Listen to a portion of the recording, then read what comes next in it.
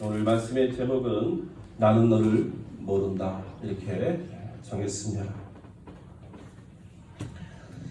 예수님께서 각성 각 마을로 이렇게 다니시면서 하나님의 말씀을 가르치십니다.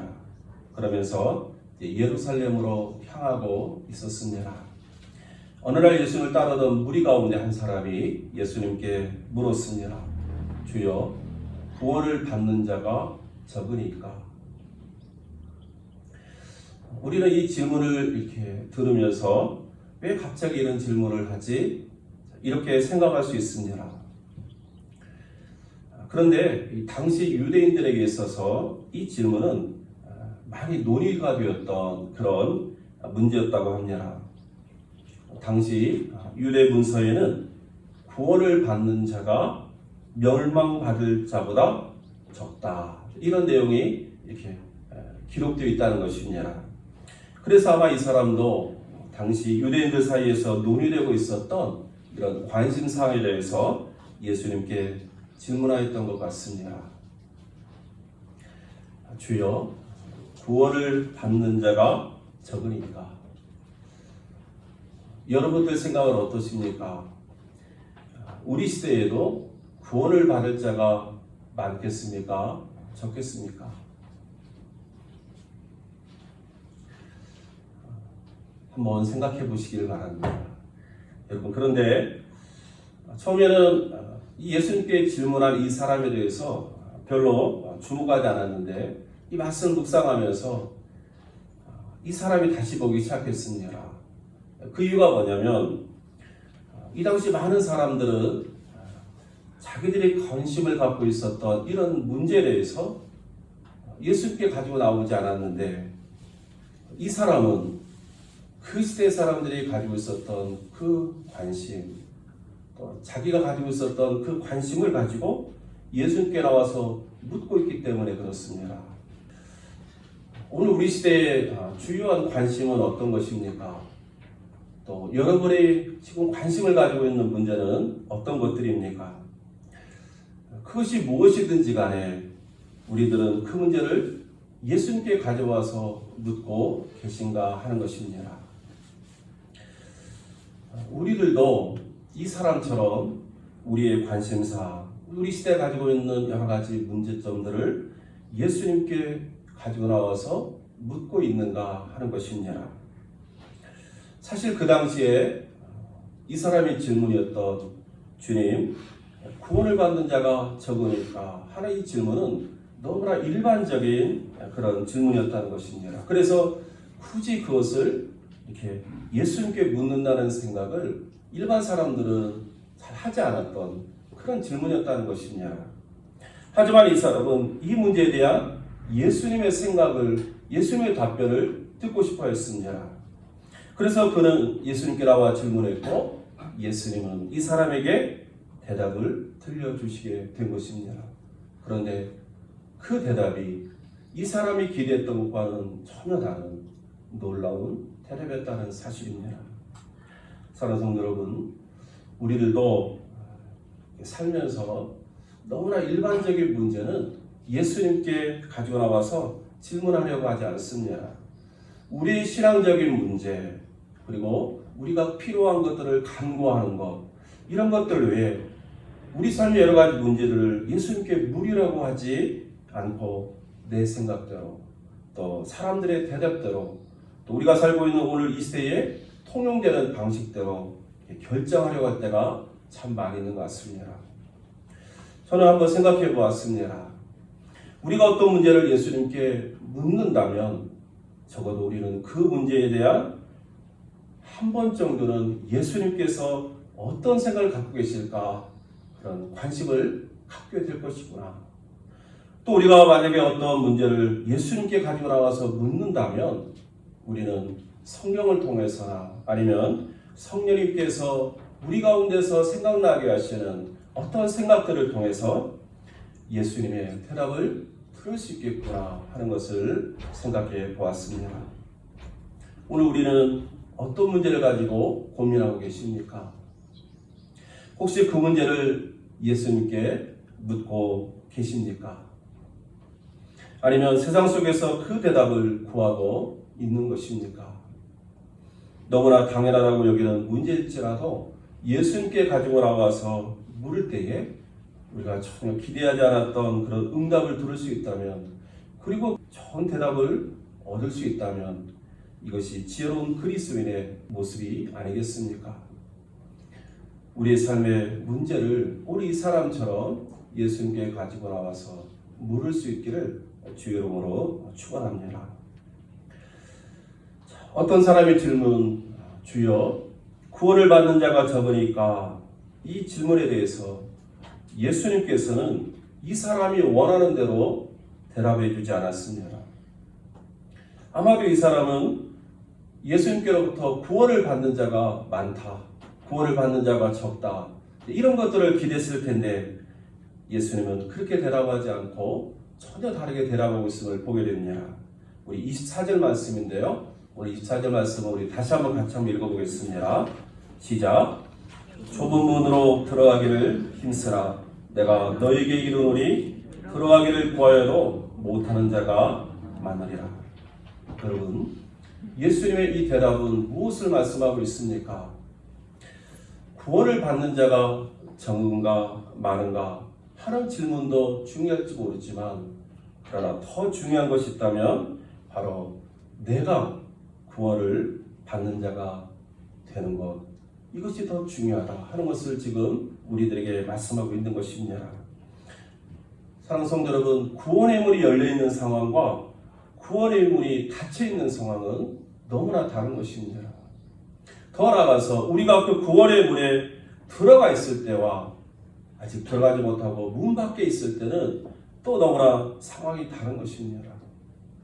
우리가 성경을 통해서 살펴보았을 때에 이 경계선에서 우리는 영생이냐 멸망이냐, 상급을 받느냐 아니면 심판을 받느냐 하는 그런 갈림길에 너무나 결과가 다른 것임을 우리는 잘 알고 있습니다. 우리는 구원의 문이 열려 있을 때에 그 문에 들어가도록 힘써야 되는 것입니다. 예수 그리스도를 통하여 열려진 그 구원의 문에 지금 미루지 말고 머뭇거리지 말고 지금 바로 들어가도록 힘써야 되는 것입니다. 여러분, 특별히 예수님께서 좁은 문으로 들어가기를 힘쓰라고 하신 것을 보면은 구원을 받는 이 문제가 그렇게 안일한 것이 아님을 알 수가 있습니다. 구원은 자신을 낮추고 또 겸손히 예수님께 얻을 수 있는 길입니다. 그런 면에서 이 좁은 문으로 들어가기를 힘쓰라는 이 말씀은 바로 우리 자신을 낮추고 겸손히 예수님께 나아가기를 힘쓰라는 우리 주님의 말씀인 줄로 믿습니다. 그런 면에서 교만한 사람은 예수님께 나아갈 수가 없구나. 교만한 사람은 예수님 믿기가 참 어렵겠구나. 교만한 사람은 예수님을 나의 구주로 영접하기가 참 어려운 것이구나 하는 것도 깨닫게 됩니다. 구원은 저절로 주어지는 것이 아니라 우리가 얻기 위해서 힘써야 될 하나의 과정이라는 사실을 우리는 오늘 이 말씀을 통해서 깨닫게 되는 것입니다. 그런데 이 구원의 문에 들어가기를 구하여도 못하는 자가 많을 것이라고 또 예수님께서 말씀하고 있습니다. 구원의 문에 들어가기를 구하는 사람은 많다는 것입니다. 하지만 정작 그 구원의 문에 들어가는 사람은 많지 않다는 것이 예수님의 대답이었습니다. 자, 우리가 여기서 이 들어가기를 구한다고 했을 때 그럼 이 구한다는 것이 어떤 의미일까? 하나님 앞에 구원을 요청하는 기도일까? 근데 그것을 말하지 않습니다. 지금 예수님께서 말씀하시는 이 들어가기를 구한다고 했을 때 이 구하는 것은 바로 인간적인 노력과 인간적인 추구를 가리키는 것입니다. 이 구원의 문제와 아무런 관련이 없는, 아무런 유익을 가져다 주지 못하는 그런 사람들의 헛된 노력과 시도를 가리켜서 바로 예수님께서 들어가기를 구하는 많은 사람들이라고 말씀하신 것입니다. 때로 사람들은 구원의 문에 들어가기 위해서 선행을 생각합니다. 착한 일을 하면 되지 않을까. 또 어떤 사람들은 고행을 행합니다. 나를 좀 괴롭혀서 내 안에 욕망을 이렇게 억제하면 내가 구원을 받지 않을까? 또 어떤 사람들은 묵행을 합니다. 침묵 가운데서 자기 자신을 성찰하려고 합니다. 또 어떤 사람들은 구제, 착한 일을 통해서 내가 구원의 의문에 들어가려고 힘을 쓰고 애를 쓰는 사람들이 있습니다. 여러분, 그러나 이 모든 것들이 다 헛된 인간의 노력과 시도일 뿐이라고 오늘 우리에게 가르쳐 주시는 것입니다. 예수님의 이 말씀은 그 당시에 유대인들을 향해서 그리고 하나님의 말씀을 잘 지키고 따른다는 바리새인들 또 서기관들 유대 종교 지도자를 향해서 주신 말씀입니다. 유대인들은 우리들은 하나님의 택한 백성이라는 선미의식이 있었기 때문에 우리는 하나님의 나라에 돌아갈 수 있다라고 늘 자신하고 있던 사람들입니다. 그 당시에 바리새인과 서기관들은 우리들 하나님 말씀을 지키고 따르기 때문에 우리는 구원의 문에 들어가는 것 어렵지 않은 사람들이다. 이렇게 믿고 있던 사람들입니다. 그러나 예수님께서는 이러한 사람들을 향해서 그렇지 않다라고 말씀하시는 것입니다. 우리가 성경에 보면은 오히려 이렇게 나의 구원의 문제에서 자신감을 가지고 살아가는 그 사람들은 오히려 구원의 문에서 멀리 있는 사람들이고 죄인이나 또 창녀나 또 세리나 스스로 나는 구원의 문과 멀리 있는 사람이라고 여겼던 그 사람들을 향해서 오히려 예수님께서는 그들이 하나님의 나라에 가까이 있다. 이렇게 예수님께서 말씀하셨습니다. 그런 의미에서 하나님께서는 자기의 죄를 이렇게 회개하고 겸손히 자신을 낮추고 또 예수님 앞에 겸손한 마음을 가지고 구원을 요청하는 이 사람들에게 바로 이 구원의 문을 열어주시는 것을 성경은 우리들에게 가르쳐주고 있습니다. 그러나 이 하나님의 구원의 길인 예수 그리스도를 따라서 자기 스스로의 노력과 헛된 수고로 구원을 얻으려는 그런 사람들에게 있어서 구원의 문은 결코 열리지 않는 문이라고 우리들에게 말씀해 주시는 것입니다. 그렇기 때문에 들어가기를 구하는 사람은 많이 있을지 모르지만 정작 그 안에 그 구원의 문에 들어간 사람은 많지 않다는 것을 오늘 예수님께서 우리에게 말씀해 주십니다. 사랑하는 성도 여러분, 구원을 받는 자가 되기를 힘쓰는 자마다 자기를 겸손히 낮추고 또 예수 그리스도께 나아가기를 힘써야 될 줄로 믿습니다. 내가 죄인이라는 사실을 깨닫고 하나님 앞에 회개하고 또 나의 지난날의 죄를 용서를 구하고 그러면서 겸손히 예수님께 나아가는 그 사람에게 구원의 문이 열린다는 사실을 오늘 말씀을 통해서 다시 한번 깨닫는 저와 여러분들 수 있기를 주 이름으로 축복합니다. 이런 모습으로 주 앞에 설 수 있기를 주 이름으로 축원합니다. 자, 그런데 예수님은 이 구원을 받는 것 관련해서 의미 있는 비유를 또 주고 계심을 봅니다. 25절부터 27절까지의 말씀입니다. 집주인이 일어나서 문을 딱 닫은 후에 어떤 사람들이 와가지고 문을 두드리면서 문을 열어달라고 아무리 간청을 하더라도 이 주인이 문을 열어주지 않습니다. 그때 이 사람들이 뭐라고 말합니까? 우리는 주 앞에서 먹고 마셨으며 주는 또한 우리를 길거리에서 가르치셨습니다. 이렇게 항변하지만 그 주인은 이렇게 잘라 말하고 있습니다. 나는 너희가 어디에서 왔는지 알지 못하노라. 행악하는 모든 자들아 나를 떠나가라. 오늘 우리가 함께 살펴본 것처럼 이 이야기는 이후에 있을 하나님 나라에서의 잔치를 비유하는 그런 비유입니다. 주인이 문이 닫힌 후에 와서 주인이 문이 닫힌 후에 와서 문을 두드리며 문을 열어달라고 하는 그 사람을 향해서 나는 너희가 어디에서 온 자인지 알지 못한다. 다른 말로 말하면 나는 너희를 도무지 모른다. 지금 말씀하고 있습니다. 그때 이 사람들이 이야기했던 것을 여러분 주목해 보십시오. 우리는 주 앞에서 함께 먹고 마신 자들 아닙니까? 우리는 주 앞에서 말씀을 받았던 사람들이 아닙니까? 이것을 지금 주장하면서 우리는 구원의 문에 이 잔치집에 들어갈 자격이 있다라고 지금 항변하고 있습니다. 그런데 이 주인의 대답은 그렇지 않습니다. 나는 너희가 어디서 왔는지 전혀 모른다는 것입니다. 여러분, 무엇이 잘못됐습니까? 오늘 우리가 이 항변하는 사람들의 이 이야기 속에서 우리가 가지고 있을지 모르는 영적인 착각을 한번 기억해 봐야 되겠습니다. 이 사람들은 우리는 주인과 함께 밥을 먹었다고 이야기하고 있습니다. 유대 사회에서 함께 밥을 먹는 것은 굉장히 친밀한 관계였습니다. 만약에 정말 이 사람들이 주인과 함께 식탁을 나누면서 친밀한 교제를 나눴다면 결코 주인이 모른다고 하지 않았을 것입니다.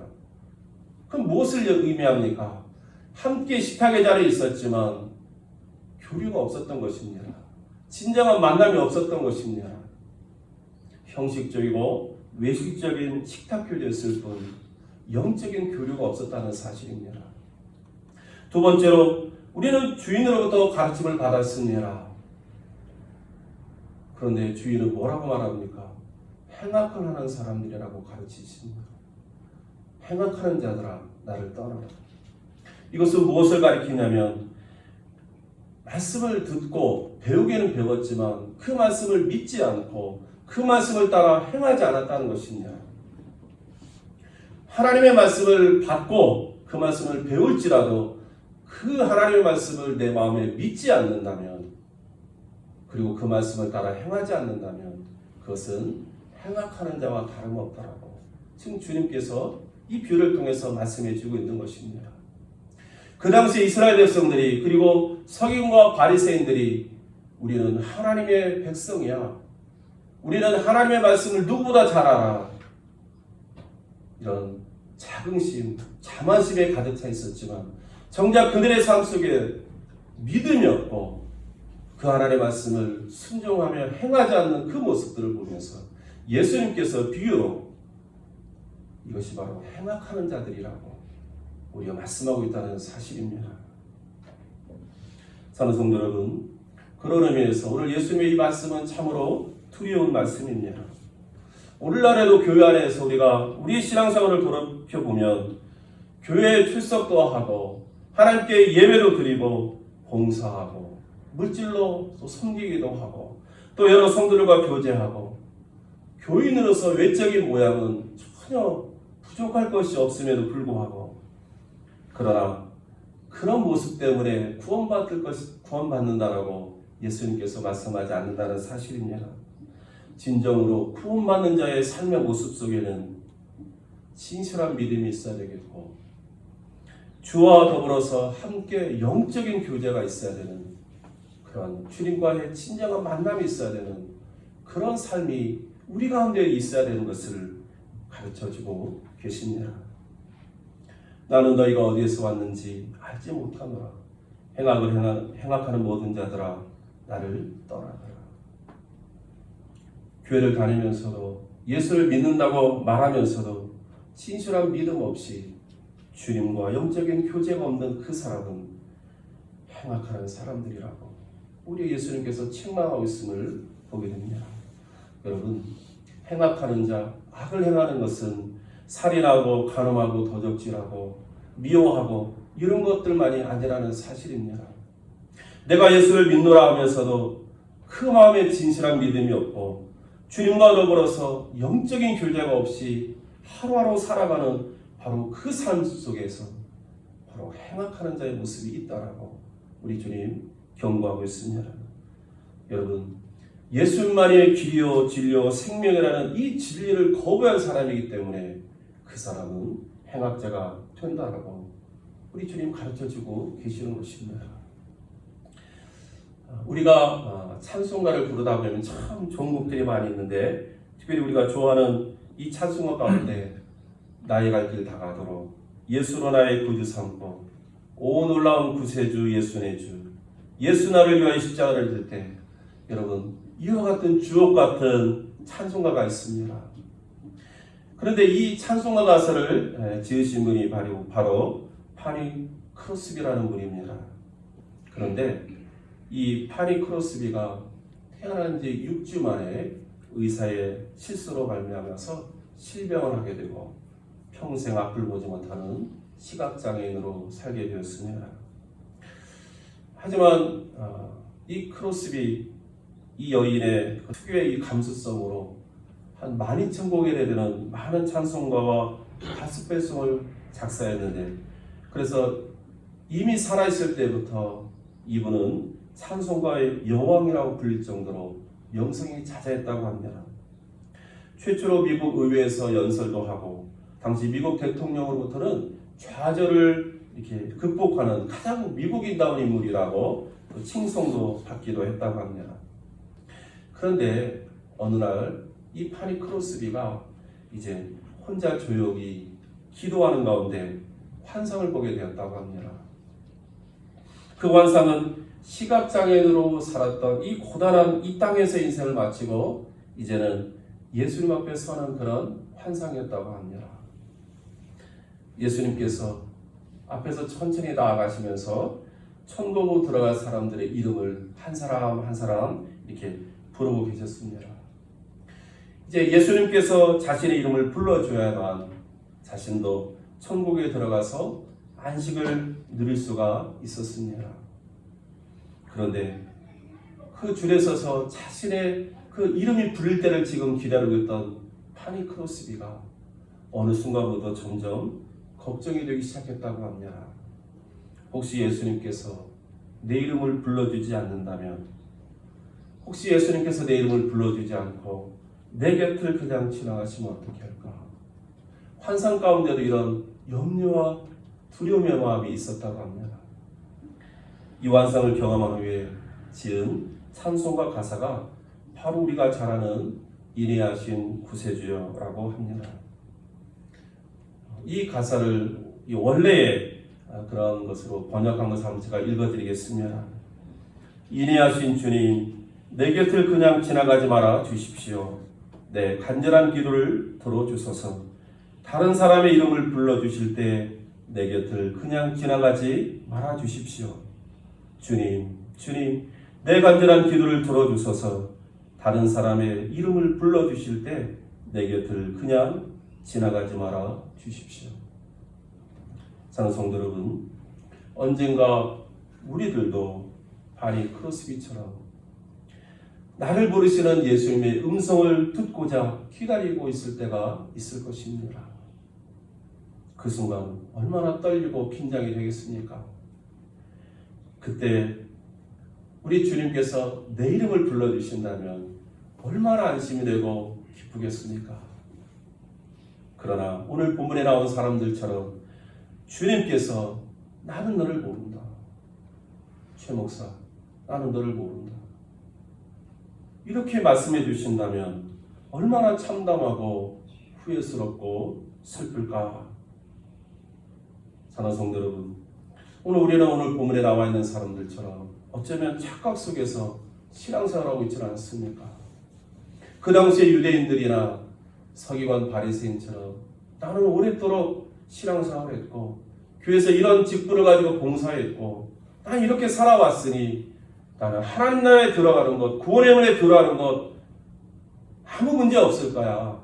이런 영적인 착각 속에서, 그러나 주님 나중에 나는 너를 모르는데 넌 누구냐라고 묻는 그런 일을 타갈 그런 삶을 살고 있지는 않습니까? 구원받을 만한 믿음 없이 형식적인 종교생활 속에서 주님과 영적인 교제도 없이 살아가고 있는 나의 모습은 아닌가? 오늘 예배를 통해서 다시 한번 돌아볼 수 있는 저와 여러분 될 수 있기를 주 이름으로 축복합니다. 끝으로 오늘 본문의 말씀을 마태복음에서 이렇게 말씀하고 있음을 들려드리고 오늘 설교를 마치려고 합니다. 마태복음 7장 13절에 이합니다. 좁은 문으로 들어가라. 멸망으로 인도하는 문은 크고 그 길이 넓어 그리로 들어가는 자가 많고 생명으로 인도하는 문은 좁고 길이 협착하여 찾는 자가 적음이라. 나더러 주여 주여 하는 자마다 다 천국에 들어갈 것이 아니요 다만 하늘에 계신 내 아버지의 뜻대로 행하는 자라야 들어가리라. 함께 기도하겠습니다. 주님, 저희를 이 자리에 주님 앞에 서서 예배드리게 해 주셔서 감사합니다.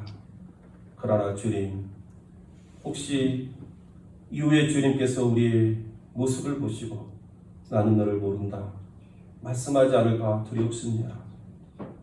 오늘 파니 크로스비가 고백했던 것처럼 인내하신 주님, 내 곁을 그냥 지나가지 말아주시고 다른 사람 이름을 부를 때에 내 이름도 불러주옵소서. 이 간절한 기도가 주님 앞에 성달될 수 있도록 역사하여 주옵소서. 예수 그리스도 이름으로 기도하옵나이다. 아멘.